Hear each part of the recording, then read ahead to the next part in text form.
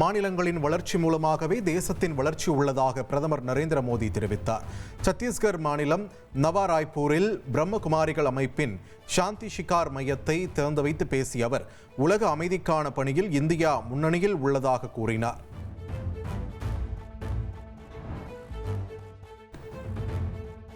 சத்தீஸ்கர் மாநிலத்தில் 324 கோடி ரூபாய் செலவில் கட்டப்பட்டுள்ள புதிய சட்டப்பேரவை கட்டடத்தை பிரதமர் நரேந்திர மோடி திறந்து வைத்தார். சத்தீஸ்கர் மாநிலம் உருவாகி 25 ஆண்டுகள் நிறைவடைந்த நிலையில் இந்த கட்டடம் நவீன தொழில்நுட்ப வசதிகளுடன் வடிவமைக்கப்பட்டுள்ளது.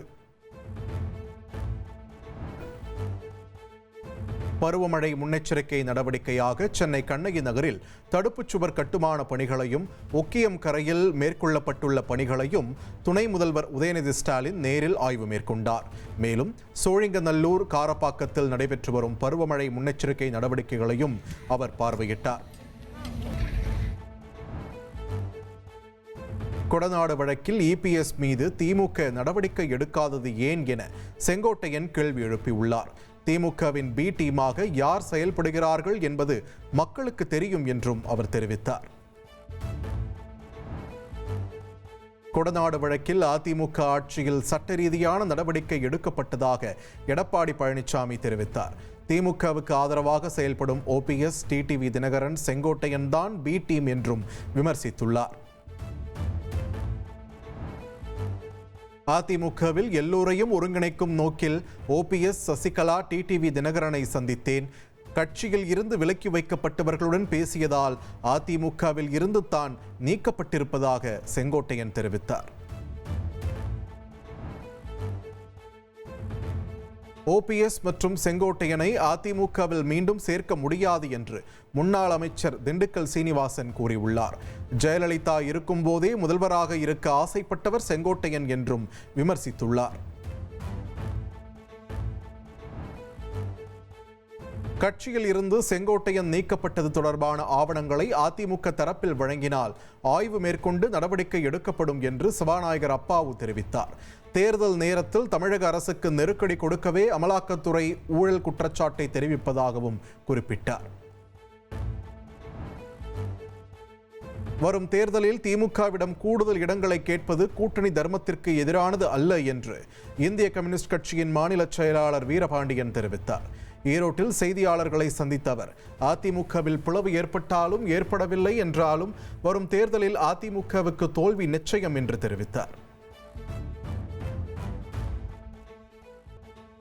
தேவர் ஜெயந்தி விழாவை ஒட்டி தேவர் சிலைக்கு அணிவிக்கப்பட்டிருந்த 13 கிலோ எடை கொண்ட தங்கக் கவசம் அகற்றப்பட்டு மதுரையில் உள்ள வங்கியில் மீண்டும் ஒப்படைக்க அனுப்பி வைக்கப்பட்டது. பசும்பொன் முத்துராமலிங்க தேவர் சிலைக்கான தங்கக் கவசம் துப்பாக்கி ஏந்திய போலீஸ் பாதுகாப்புடன் மதுரை வங்கிக்கு அனுப்பப்பட்டு பின்னர் அங்கு லாக்கரில் வைக்கப்பட உள்ளது.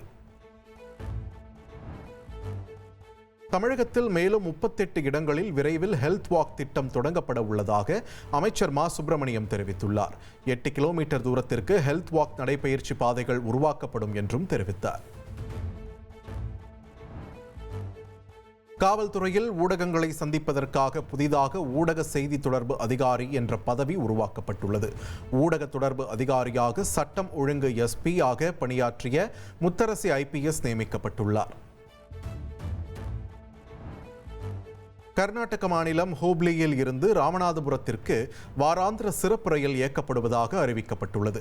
பயணிகளின் எண்ணிக்கை அதிகரிப்பால் நவம்பர் மாதத்தில் 5 சனிக்கிழமைகளில் சிறப்பு ரயில்கள் இயக்கப்படுகின்றன. சேலத்தில் அரசு உதவி பெறும் பள்ளியில் விளையாட்டுப் போட்டியில் பங்கேற்க வந்த மாணவர்கள் மயங்கி விழுந்ததால் பரபரப்பு ஏற்பட்டது. மாணவர்களுக்கு கெட்டுப்போன உணவு வழங்கப்பட்டதாக கூறப்படும் நிலையில் 10க்கும் மேற்பட்ட மாணவர்களுக்கு வாந்தி, மயக்கம் ஏற்பட்டது. சென்னை கீழ்ப்பாக்கத்தில் கார் மீது தண்ணீர் லாரி மோதிய விபத்தில் ஒருவர் உயிரிழந்த சம்பவம் சோகத்தை ஏற்படுத்தியுள்ளது. விபத்தை ஏற்படுத்திய தண்ணீர் லாரி ஓட்டுநரான சங்கரை போலீசார் கைது செய்தனர்.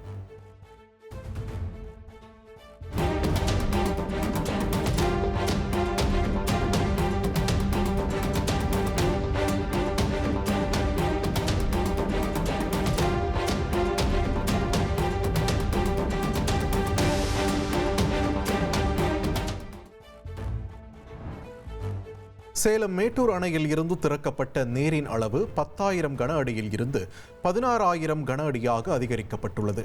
டெல்டா மாவட்டங்களின் பாசனத்திற்காக தண்ணீர் அதிகமாக திறக்கப்பட்டது குறிப்பிடத்தக்கது.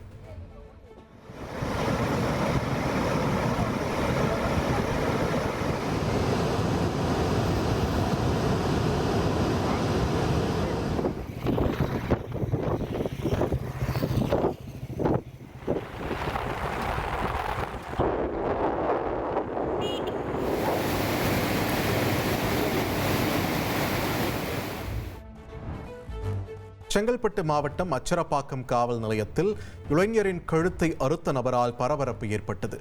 முன்பகை காரணமாக இளைஞரை கத்தியால் கிழித்த நபரை பிடித்து போலீசார் விசாரணை நடத்தி வருகின்றனர். நாளை விண்ணில் ஏவப்பட உள்ள CMS-03 செயற்கைக்கோளின் பயணம் வெற்றியடைய இஸ்ரோ விஞ்ஞானிகள் திருப்பதி ஏழுமலையான் கோவிலில் வழிபாடு நடத்தினர். இஸ்ரோ தலைவர் நாராயணன் உள்ளிட்ட விஞ்ஞானிகள் குழுவினர் செயற்கைக்கோளின் மாதிரியை ஏழுமலையானின் திருவடிகளில் சமர்ப்பித்து வேண்டிக் கொண்டனர். திருவள்ளூர் மாவட்டம் மீனவர்கள் நாளை கடலுக்கு செல்ல தடை விதித்து மீன்வளத்துறை உதவி இயக்குனர் உத்தரவிட்டுள்ளார். ஸ்ரீஹரிகோட்டாவில் இருந்து நாளை ராக்கெட் ஏவப்பட உள்ளதால் அசம்பாவிதங்களை தவிர்க்கும் பொருட்டு முன்னெச்சரிக்கை நடவடிக்கை எடுக்கப்பட்டுள்ளது.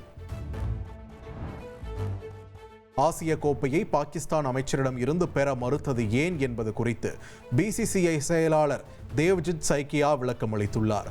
துபாயில் நடக்கும் ICC கூட்டத்தில் ஆசிய கோப்பை பிரச்சனை எழுப்பப்படும் என்றும் தெரிவித்துள்ளார்.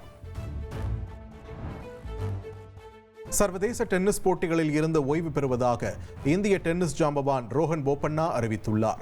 20 ஆண்டுகளாக டென்னிஸ் விளையாடி வந்த போபண்ணா 2017ஆம் ஆண்டு பிரெஞ்சு ஓபன் மற்றும் 2024ஆம் ஆண்டு ஆஸ்திரேலிய ஓபன் இரட்டையர் பிரிவில் சாம்பியன் பட்டம் வென்று சாதனை படைத்தார்.